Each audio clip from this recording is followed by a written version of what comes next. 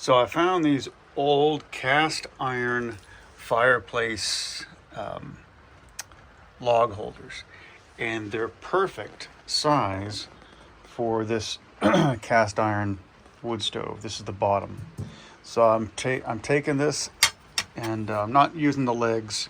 I'm just gonna put the screws in, and it fits perfect. And of course, this is just temporary. I've got to put something underneath it to make sure it's fire retardant, and I'm gonna put some sheet metal in the back.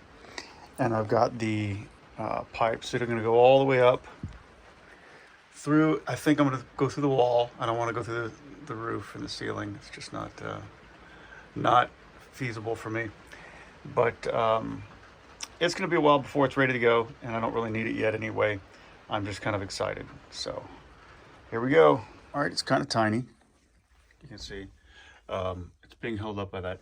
I'm gonna put some ceramic tiles underneath, and of course that's not going to end there. Of course, it's going outside, and there's going to be metal behind it. And you can see there's in the wood behind there. You see the hole, see the gaps that hasn't been filled yet. I haven't log jammed that yet, so you can see that. But there you go. It's kind of tiny, but it will do the job.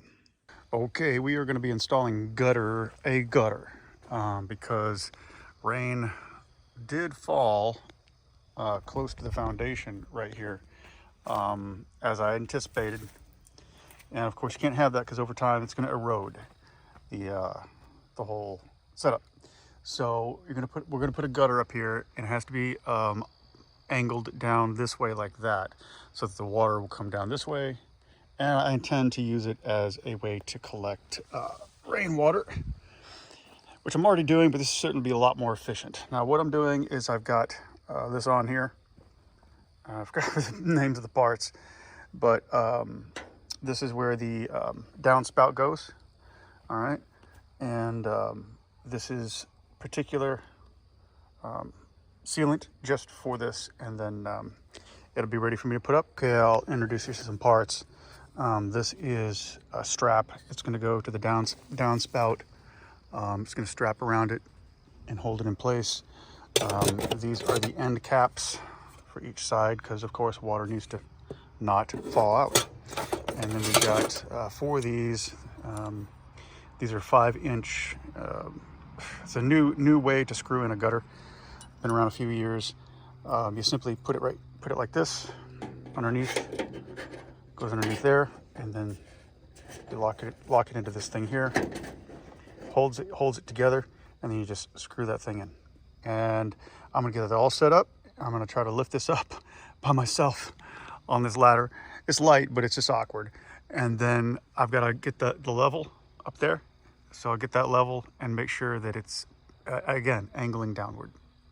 So I'm pretty sure this method is gonna work. That ladder won't go up any higher, so I'm gonna climb that ladder, put it up there, and then climb this ladder and put it up here. Okay, it's holding pretty good. In case you're wondering why I shorted that side, and yes, water is going to pour down there, is because it came in a 10-footer. And I added that to it, which gave it another foot. So I'm short a foot. And I'll just have to patch that up later, because I didn't want to carry. They only came in 10-footers or 18 or 16, and I don't want to carry a 16 in the back of my truck. So looking pretty good. Next is the downspout, and it's ready. All I got to do is get an extension pipe to go that way, to run it off a different direction, that way downhill, and that's it. And then pretty soon I'm going to pipe in some rain collection, and it'll be good. And I'll fix that side at some point. Guess what I have here? It's time to dig a deep 4-foot hole.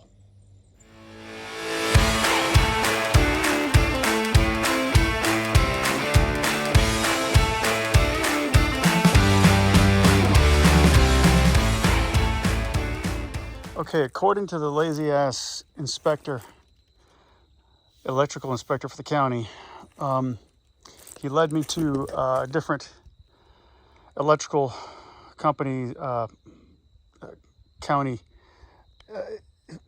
for the instructions, and the instructions were very vague. It said approximately it's approximately 4 feet deep, and it also said between 4 feet and 5 feet from the center where the meter is, which I measured those. It at least gives me a vague idea of where I'm going to be. So let's see where we're at now. I reused this hole, which I had to stop momentarily because there was a very lucky frog in there who apparently fell. And sorry about that, hang on a second. So he apparently fell, the frog apparently fell in there, and unbeknownst to me, he was in there while I was digging away with that thing. And I slammed it down, and he's so lucky I didn't cut him in half. So I got him out of there. Let's see where we're at now. Okay, see where we're at is about 3 feet. So I got a little ways to go. I think I'd prefer 4, but I think I'm gonna go for 3.5.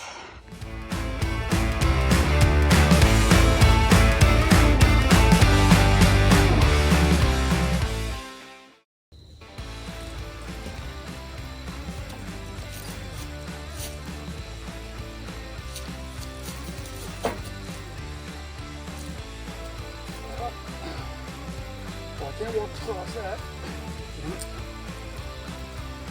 There's a hole right there. That sucker's heavy.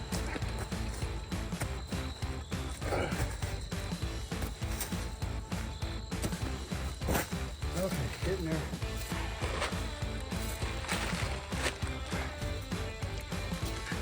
Come on, hit the hole. Hang on a second. There we go.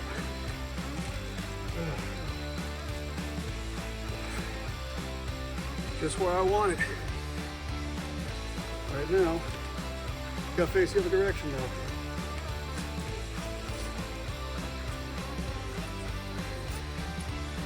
All right, now, from here, I gotta build some braces, so back to Home Depot I go. So minor setback. In order for me to get this inspected, I need to have it installed. In order for me to know to install it, I need to know which direction to face the thing. I can't make any assumptions, so I called the EMC, the electric company, and they're going to have to run a transformer out there somewhere, and he can't tell me. Oh, he said over the phone he can't tell me exactly where it's going to be. He has no idea. Like, I would think just face it toward the road, but he could put it anywhere on this road. So they're going to have a transformer out here, and he's going to meet me in a couple days. We'll pick that up later. Sorry about the generator. All right, here's a little update on the Chinking. This is I'm starting to get the groove, literally the groove, the feel for how to do this. There's a process that you know, I'm finally settling on that makes it look better, and it's better. It's more secure, and there's some spots I missed. I gotta go back over, but this side is done, and it's the back side all the way to the top, and I've got to do these sides as well. This one hasn't been done at all. I haven't even touched these. I want to get I sleep in this corner over here, so I want to get this side done and that corner done, and see how it feels tonight, because there are some real gaps. As you can see, this these landscaping timbers are not they're not, none of them are exactly the same. So yeah, here we go. It's a process. Let's see how fast we can get it done.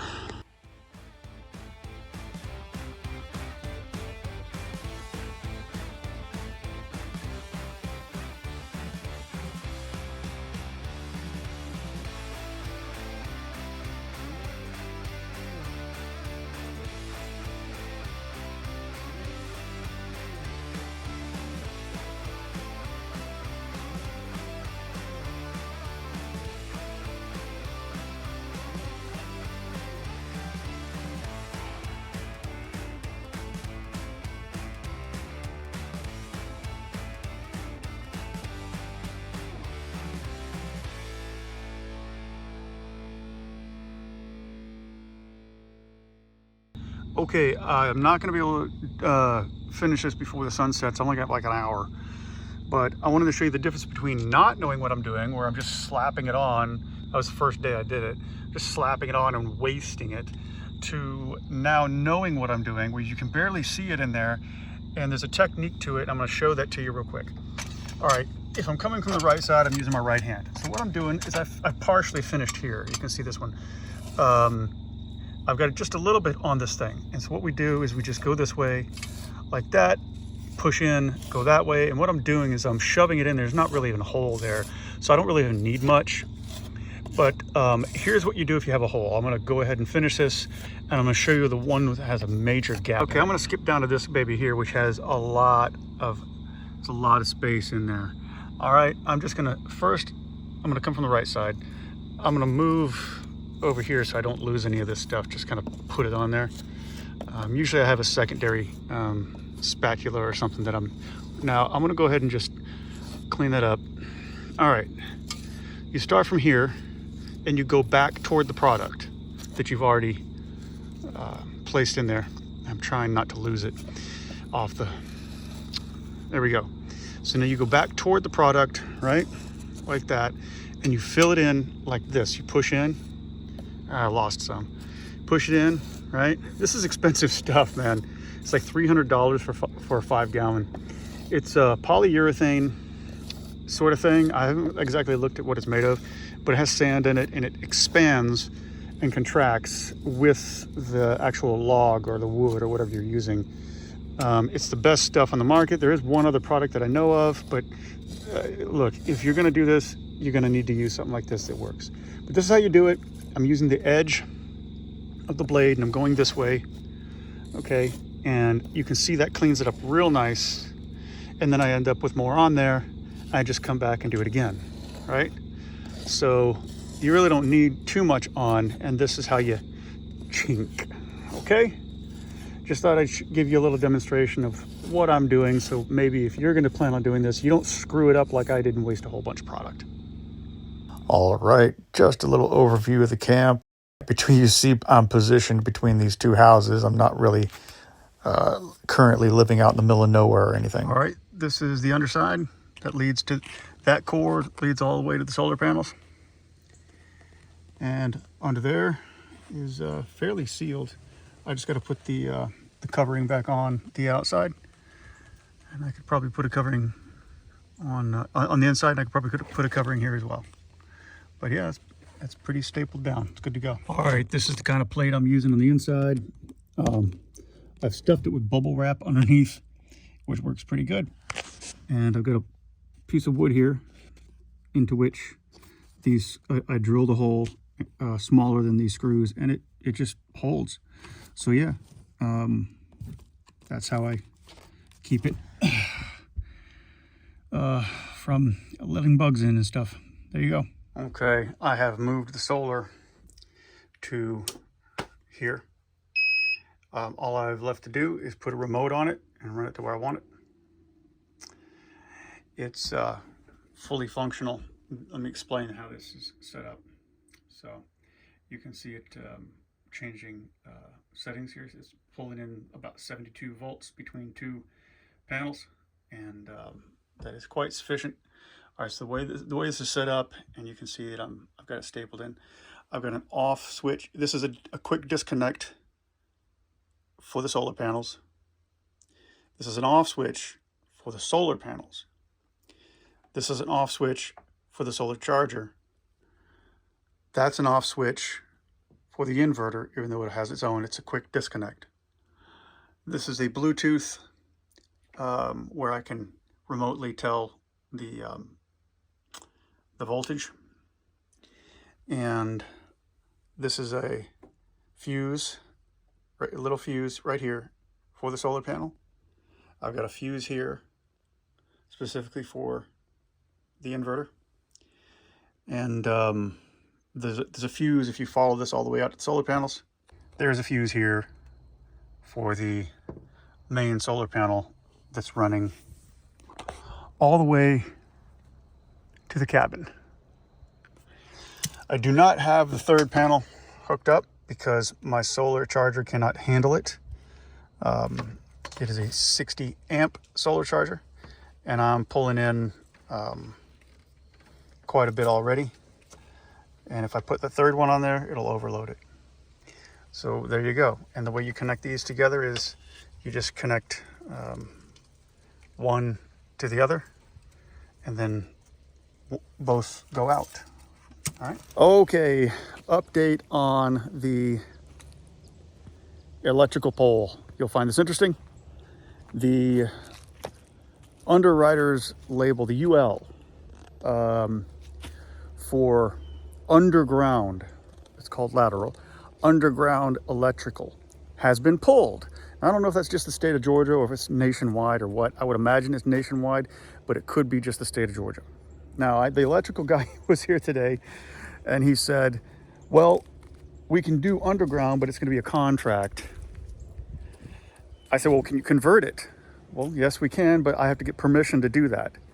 So he was going to go back and get permission to convert it to overhead, which would be fine. But then we'd be stuck with it permanently. Plus, I'd have to move that pole way, way out there and dig a new hole. And he put me under contract. No need to go into what those details are. However, we don't want overhead. So, as it turns out. So we were hoping just the temporary pole could be overhead and they could eventually do an underground, but that's not the way it's going to work, because they've got to run a line. Either way, they're going to run a line all the way out here to the temp pole, and they don't want to do that twice, clearly. I should have thought that out. Should have checked these things first. So it looks like I'm going to be returning said pole, and we're not going to get power. Not going to get temporary power anyway. We're not going to get power until they resolve this UL pull, which could be God knows how long. There are people waiting in line right now to get a temporary pole built because the box has become illegal. You cannot get the box anywhere. So we don't get power. So we go back to being off grid and solar, which is fine by me, and just a generator is fine. Because I'll tell you, just those two panels, I got more power than I need, except for charging batteries. And that's what a generator's for. All right, so that's the update, and that's all we got. All right, see you later.